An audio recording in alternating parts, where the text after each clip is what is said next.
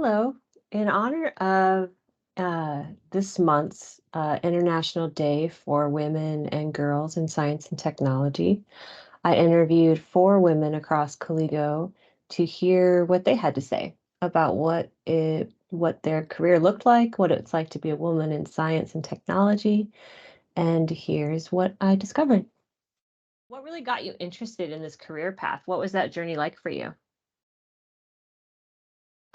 I think ever since I was young, I really liked math and problem solving. I don't know if it had to do with kind of being an immigrant to America, but math is kind of something that's across all languages. But I always loved it. That was my favorite subject in school.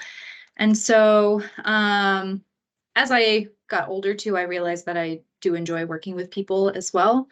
Um, and so I wouldn't say that my career path has been very straight. I don't had one goal and that's where I ended up. But I always kind of tended towards work that was challenging in the right way, which is usually kind of in the problem solving space. That's what I really liked. And I wanted my work to be meaningful in some way. And that, kind of kept me coming back to it and kept me motivated to keep going. So, um, yeah, there's kind of natural kind of tendencies towards math, and then kind of trying to combine it with my enjoyment of working with people. Do you have any advice that you would give women or girls that are coming into this industry, in terms of what you might suggest for them and as they navigate being a woman in a male-dominated industry?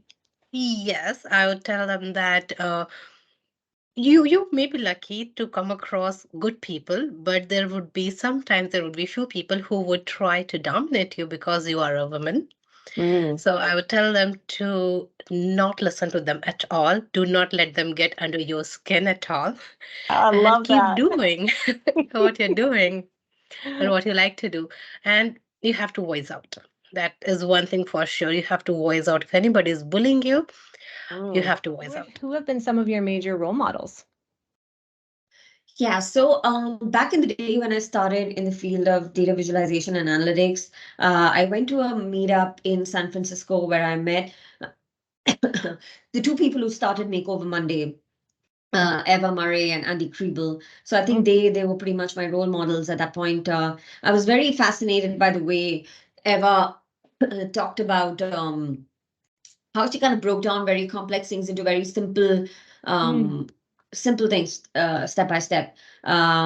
Something which could have been a little complicated becomes very easy when she talks about it. So that was something that those two people were my role models. And for Andy Kriebel, I really like the way he comes up with these tableau tips and different methods in which or hacks in which you could make visualization simple and easy.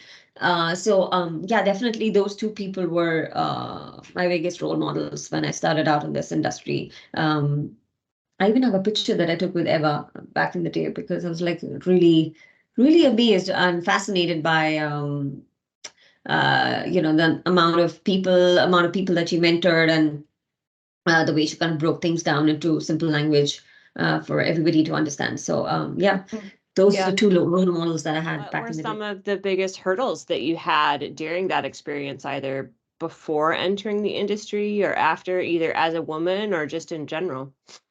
Um, I think as a woman, you're always outnumbered. You're always outnumbered, and I think sometimes it can be difficult. But I've been lucky that I've been surrounded by obviously Claire initially as my first manager, but all my other managers have been brilliant. Two of them have kind of become mentors to me, and I'm still in contact with them now if I have any questions or if I'm a little bit stuck on something, they're kind That's of there great. for me.